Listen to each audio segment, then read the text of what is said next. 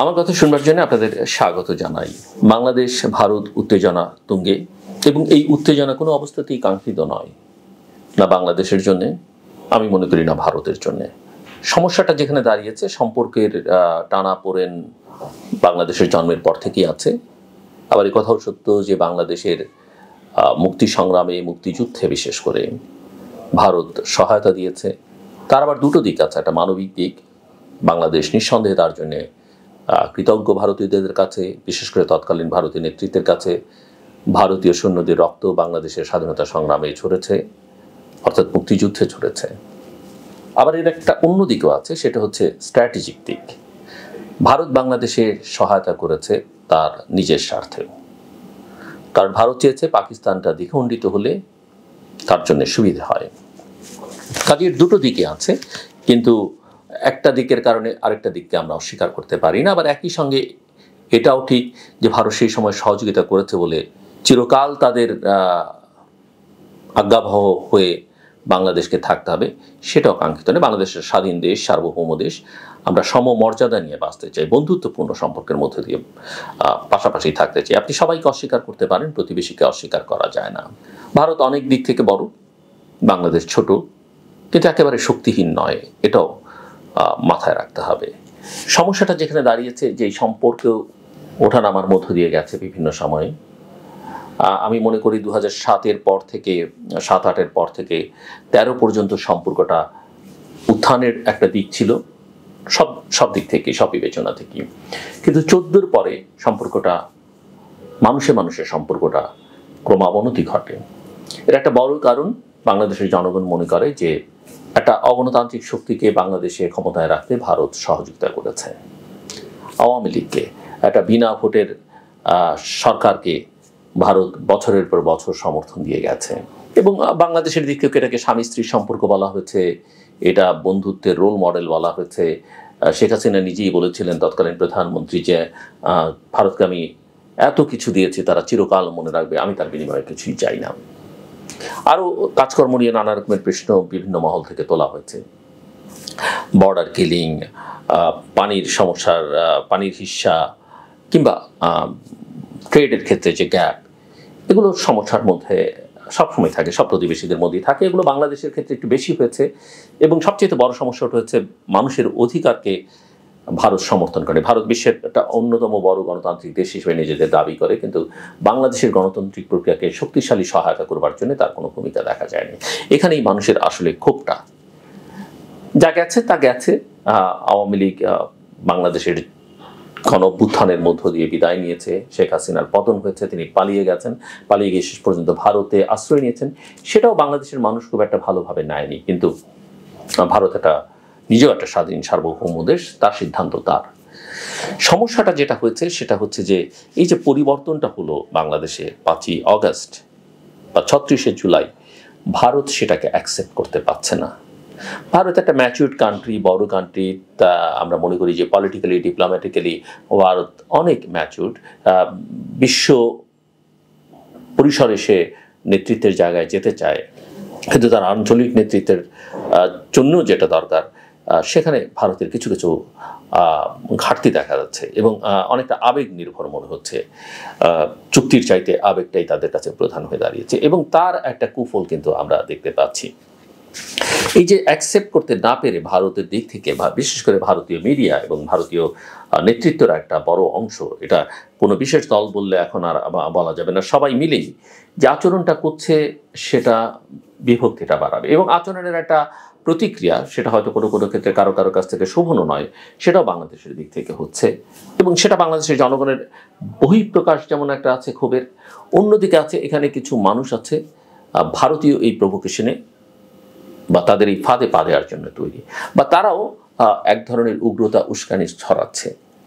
এটা বাংলাদেশের জন্য বিপজ্জনক, এবং ভারতের জন্য এটা কল্যাণকর নয়।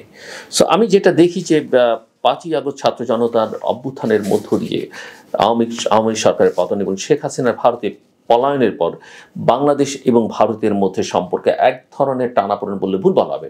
উত্তেজনা দিনে দিনে, সময় যত গড়াচ্ছে, পরিস্থিতি তত খারাপের দিকে যাচ্ছে। এবং এই অবস্থায় পতাকা অবমাননা ঘটছে, বাংলাদেশের যে হাই কমিশনের সহকারী হাই কমিশন ত্রিপুরায়, সেখানে অন্যান্য জায়গায় সেগুলোতে আক্রমণের ঘটনা ঘটেছে। ভারতীয় কর্তৃপক্ষ দুঃখ প্রকাশ করেছেন, কিছু ব্যবস্থা নিয়েছেন, কিন্তু ঘটনাগুলো ঘটছে। বাংলাদেশের পতাকা ভারতে পুড়ছে, ভারতীয় পতাকা বাংলাদেশে পুড়ছে, পায়ের নিচে পতাকায় স্থান পাচ্ছে। বিষয়গুলো আসলে খুব একটা শালীনতার মধ্যে পড়ে সেটা বলা যাবে না। এবং এই সহিংস বিক্ষোভ যেটা দেখছি আমরা বিভিন্ন জায়গায় ভারতে এবং বাংলাদেশে, এটাকে বিচ্ছিন্নভাবে দেখবার কোনো অবকাশ আছে বলে মনে হয় না। কেননা বাংলাদেশের রাজনৈতিক পট পরিবর্তনের পর 5ই আগস্টের পর ভারতের রাজনৈতিক মহলের কেউ কেউ বাংলাদেশের সংখ্যালঘু নির্যাতন নিয়ে যে ধরনের উত্তেজক বক্তব্য দিচ্ছেন তা বস্তুনিষ্ঠ তো নয়, বরং বিভেদ উস্কে দেওয়ার জন্য যথেষ্ট। এবং এখানে যুক্ত হয়েছে সামাজিক যোগাযোগ মাধ্যম, এমনকি মেইন স্ট্রিম মিডিয়া যে মিস ইনফরমেশন ডিসইনফরমেশন ছড়াচ্ছে, বাংলাদেশের দিক থেকে সেগুলোকে বাংলাদেশে যারা ফ্যাক্ট চেকিং করেন তারা সেগুলোকে ডিবাঙ্ক করবার চেষ্টা করেছেন, সেগুলো প্রমাণ করে দেখিয়ে দেবার চেষ্টা করেছেন, যেগুলো মিস ইনফরমেশন, ফেক নিউজ বা ডিসইনফরমেশন চাই বলি না কেন। মাঠের রাজনীতি ছাড়িয়ে ভারতের লোকসভাকেও এটি পৌঁছেছে। এবং আপনারা জানেন যে ভারতের পররাষ্ট্রমন্ত্রী ডক্টর এস জয়শঙ্কর লোকসভায় বলেছেন যে বাংলাদেশের সংখ্যালঘু পরিস্থিতির ওপর ভারত গভীরভাবে নজর রাখছে। ফলে এটা বললে অত্যুক্তি হবে না যে বাংলাদেশ বিরোধী কথাবার্তাকে ভারতের অভ্যন্তরীণ রাজনীতির গুটি হিসেবে ব্যবহার করা হচ্ছে। ভারতে একটা সাম্প্রদায়িক শক্তি বা ধর্মভিত্তিক রাজনৈতিক দল বা আরএসএস বলা যেতে পারে, তারা ক্ষমতায়, বিজেপি ক্ষমতায়।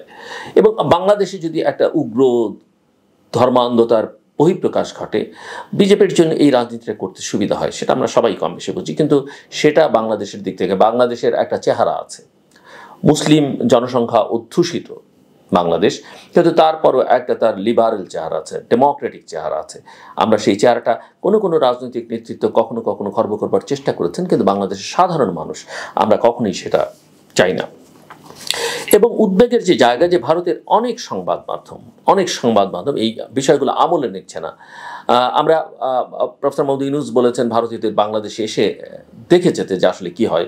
সম্প্রতি ঢাকায় আমরা বে অফ বেঙ্গল কনভারসেশন করলাম সিজিএসের পক্ষ থেকে, সেখানে অনেক ভারতীয় এক্সপার্টরা এসেছিলেন, সাংবাদিকরা এসেছিলেন, এবং তাদেরকেও আমরা বলেছি যে তারা দেখুক।